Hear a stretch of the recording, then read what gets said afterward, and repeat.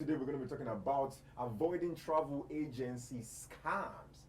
Yes, some of them are real and some are not. This is Offscript, and I'm sure you're going to have a swell time. Follow us on all our social media platforms. Ladies and gentlemen, welcome with me in the building today. Someone very special, all the way from UFitFly, the regional manager. Ladies and gentlemen, welcome with me, Sheyi.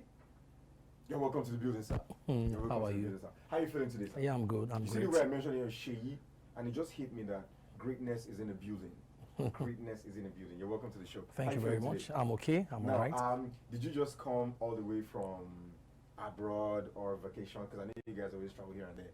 Or you're still in Nigeria with us? Yes, I'm in Nigeria with you. Though we have our people coming in from Jordan. Some will be returning tomorrow. Okay. Before we started the program, I was talking with my colleagues in Jordan. Okay. We're expecting a couple of people to come in tomorrow. Another set coming in on Sunday. Another set coming on Monday. Okay. Great. Now, I beg your pardon, sorry, just a mix-up right there, Mr. Bisola. Sorry. Yes, please. Just a mix-up right there. Mr. Bisola, thanks so much for joining us. You're welcome. Now, I'm going to ask you, now we have the issues of exchange rate, the dollar is rising. I would love to know, does it affect travel? Does it affect travel? So sorry to cut you out, just in case you've paid some amount, and then the process is going on, and then the exchange rate changes. What happens then? Who fills the gap? Yeah, thank you very much for this question. And let me just say, how are you to all the viewers, wherever they are watching us in any part of the world. Like you rightly said, my name is Bisola Folarin from UFitFly. When you talk about exchange rate, the economy, basically, exchange rate will always affect economy. The direct way to affect more will be for those that has to do with international trade. When you do international trade, there is no way you will not use foreign currency. Okay. And when you use foreign currency, you have what we call projection, you have what we call planning, you have what we call budgeting, and all these things will have been well thought of or well planned out before you give out prices or fares for any package or any service you render. Okay. Take for instance, we slept yesterday, dollar was still around 545, 547. We woke up today, it's 568 in the parallel market. And let's assume that you did a business transaction with me yesterday. You have made your payments based on 547, and I want to remit to my international partners today. That means I'll be remitting at 568 naira. Am I affected or not? Yes, of course I am. So the travel industry is always affected anytime there's a change in the dollar rate. Anytime there's an increase in any charge, anytime there's an increase in dollar rate, it affects our business. We deal with the airline, though we deal with the airline with IATA, and there are times we deal with the airline directly. Those are some of the airlines that we have direct business partnership with. You have to pay them in dollars. And some of our foreign counterparts, take for instance now, I just said we have pilgrims in Jordan. Okay. So the grand handlers in Jordan, when you say grand handlers, you are referring to people that will welcome tourists or guests when they land in any particular country, and you must pay them, and they accept payments in dollars. So whatever calculation, projection, or budgeting that I've done based on a particular rate, by the time there is a change in rate, that means I will suffer the brunt, because you know the Nigerian business mentality. The moment that we've sealed the deal and we said the package is going for 700,000 naira, and you have paid, will you like me to come around Deji to meet you and say no, you need to add extra to it? How will you feel? That is where scam starts from. That is where you start feeling very uncomfortable dealing with a travel agency. So I'm using this medium to also use it to educate some of our prospects or existing clients that exchange rate will always affect fares or prices. Great. Now, I know there are big names out there. You are one as well. How do you confirm when you hear a big name, or it's probably been advertised here and there? How do you confirm that this travel agency is for real and some of their packages are for real? How do you confirm that you're not being scammed one way or another? I mean, you can have a big name out there and then they get your money. Next thing, you don't see them again. These things have happened over. How can one confirm that the travel agency is real? Thank you for this. Another wonderful question you've asked. One thing I tell people is that for you, the Nigerian market, we always say seeing is believing. And some of you have been seeing for 10 years, 15 years, 17 years, 18 years, at least to a reasonable level. It means that there's what we call consistency.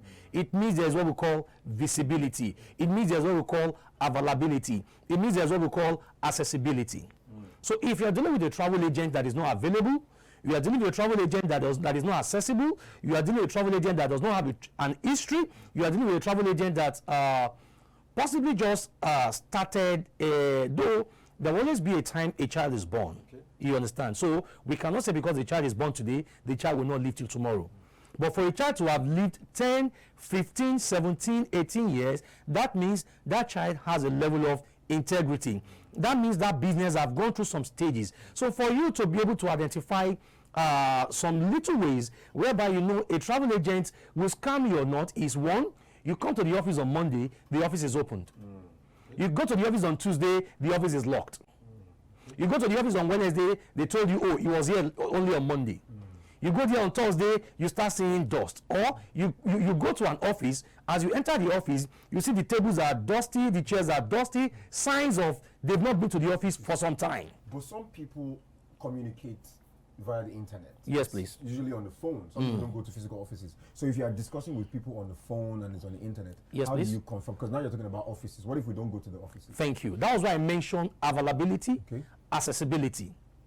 If a travel agent or a travel management company, they have what we call an online shop, which is what is more prominent or what is more pronounced nowadays, they should have an history. You want to deal with the travel agent, that you check their IG page, you can see testimonies, you can see history of transactions. Even if you go to a bank and you want to take a loan, they will tell you, let's see your bank transactions. Let's see the history of your transaction. If you go to the embassy and you want to apply for visa, take for instance the American embassy, they will tell you, do you have any travel experience? Do you have any travel history? Let me give you another practical example. If you go to meet a barber or you go to an online shop, you want to do any shopping and you realize that they have only one pair of shoe and they are telling you that they can give you 1,000 pairs of shoe or 1,000 different pairs of shoes. You understand? So there are some little details that we always overlook that will give you those signals that this thing is not genuine. In the course of our discourse, there are so many other things, so many other features that you need to look out for that will make you understand whether a travel agent is genuine or not. Interesting. We're going to move on. Thanks so much, Bisola Folarin. Yes, when I called you Sheyi, you didn't say anything. Are you also Sheyi? Well, I'm not Sheyi, but I wanted it to land so that your plane will land safely. It's fine. So many big names in my head. So many big Sheyi names in my head. It's understandable. Yeah, thanks so much. Now, talking about the story that I started with. Remember, I talked about when I wanted to travel abroad for school way back then. So I was with this agency. The guy was working with them because now I want to understand who is to blame, right? The guy was working at the agency, but at some point he left. Yes. He now contacted me personally because at that point I didn't have any experience as per travel. You know, I was like, okay, this guy contacted me, and you know, I sent the money to him. Okay. So for things like this, I'm trying to figure it out. Should the agency have called me? Because it was my personal, what do you call it now? He was the one dealing with me directly. Yes, please. So should the agency have called me to say, you know, this guy doesn't work with us anymore, don't transact business with him? Or was I in the wrong because I didn't know what was going on? You know, for instances like that, how can you advise Nigerians to be careful, or what should agencies do when it comes to things like this? Well, thank you. That's another sensitive question. You know, we all have our different modus operandi as it is synonymous to different organizations. Okay. So, and at times, a staff or an employee could have left or exited the company in a normal and genuine way. Okay. Such person might have intentions. Okay. So you do not ordinarily expect all companies or employers to put a disclaimer or tell the whole world that, oh, such person is no longer in the services of the company. Okay. If the person occupies a very sensitive or high position, there might be a newspaper publication to let you know that, oh, such person is no longer in the services of the company. You understand? But in a case whereby such staff or employee is being disengaged for one criminal act or one offense, it is advisable for such agency or company to do a disclaimer. Okay. When such company does a disclaimer, though I'm not trying to exonerate the company now and indict the customer, no, but there are different steps or different stages you can use. Now to the client now, you that ordinarily you've been doing a transaction with a company, either online or physical address, then the next thing, Mr. Boluwaji now comes to you and say, oh, Mr. Deji, that payment you want to make, you can make it to me. Let me tell you the signs or the things you look out for. Number one, the account details is going to send to you. Personal. Is it the company's account or personal account? Number two, check the desperation of his discourse with you. He wants you to pay. He wants you to do that transaction quickly. Sorry to coach. I remember because then he told me if you send this money, I'm going to give you shorter turnaround time. That was you can see now. Yes, You'll be seeing there will be some. That's why I said there will be little details that we will ignore, but there will be it will be red flag. Then number three, if a customer that a staff of a company that you've been dealing with in the past has already been sending you the company's account number, then all of a sudden wakes up and send you a personal account number, I think, or don't let me even say I think, I believe you should place a call across or a message across to that company and say, oh, what is happening? I used to have XYZ Travels and Tours account, but now I'm having ABC savings account. Why? How? Interesting. All right. And the other thing you need to do is that don't get too comfortable or too familiar with employees or travel agents. Don't feel, oh, he's my friend, he's my brother. No. You know, when I say too familiar, it's in the sense that though there's what we call building relationship. And when a relationship has been built over time, you tend to be relaxed, you tend to, and that is when people with bad intentions will just, use that opportunity to hit you because you are very comfortable.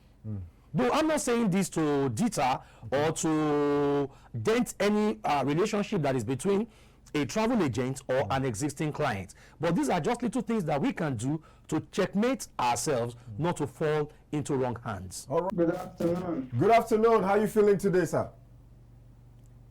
Good.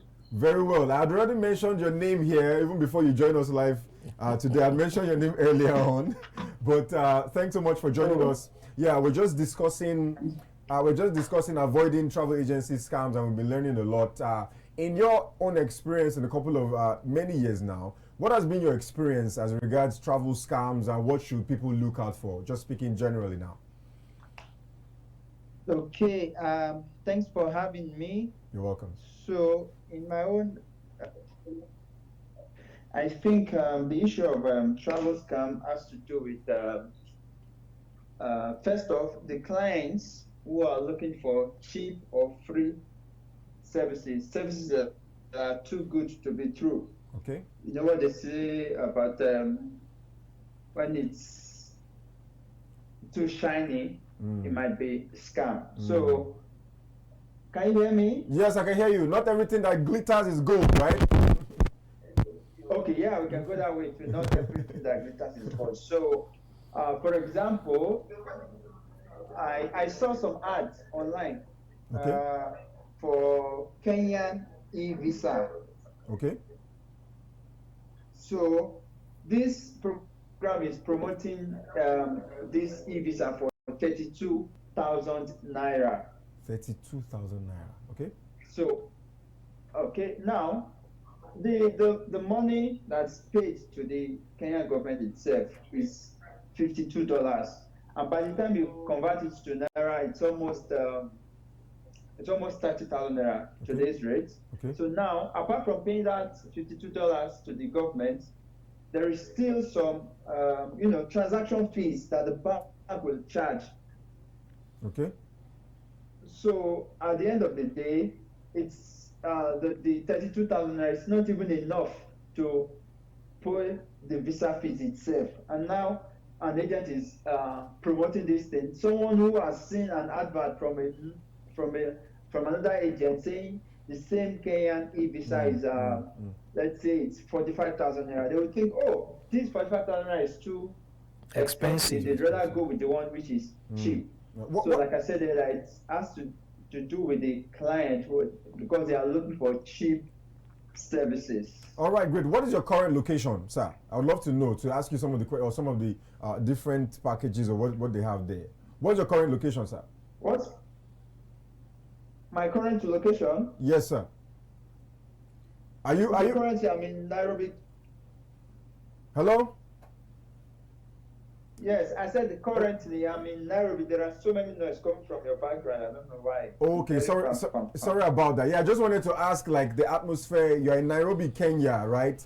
What are some of the Yes. Yeah, so what are some of the different things that they have? Just looking at our own industry here in Nigeria and looking at Kenya, because Mr. Bisola in here you mentioned Kenya. Yes, please. About having a great environment and all that. But in terms of having a travel agency and all that, what's the atmosphere like in Kenya? And the scam and all this. Do they have a lower rates, or what is it like? Okay, good one. So here in Kenya, we have a registered business. Same sports travels in Nigeria also have been registered here in Kenya. So I know one or two things about the travel industry here. So when it comes to the scam, it's not like the way it is back in Nigeria. So consider the population of Kenyans, like 45 million people, compared to Nigeria, they say we are more than 200 million people, right? Yes. So there are few Kenyans queuing at the U.S. Embassy or Canadian Embassy. There are actually very few of them who want to travel out. So it's not like there are numerous fly by the roadside travel agents looking for victims to devour. So here in Kenya, visa processing, traveling is quite easier. Before, there are no fake documents here. Like I can say that before you will see a Kenyan rather using a fake document to apply for visa, in fact, it's almost non-existent. So, but in Nigeria, people want to travel, they do not have the required documentation, so they are paying agents to package documents for them, which in turn makes agents to start to become greedy. And then the scam comes in. Scam comes from greed from agents. So, but back here, it's not like that. When we do visa processing for Kenyan here, like it's always smooth. Always smooth. Even smooth in the sense that when you're going for your visa appointment, you do not have to hurry up. I mean, wake up too early and say, "Oh, I have to wear your best dress or see your pastor before." Yes. So here things are done like very smooth. Everything is online. All right. And it's what you do online that you will get offline. Opening our eyes to see so many things going on in the industry. All right. Until the next time we come your way, I just say be safe, and when you're traveling, verify properly. All right. Thanks so much for joining us. Bye bye.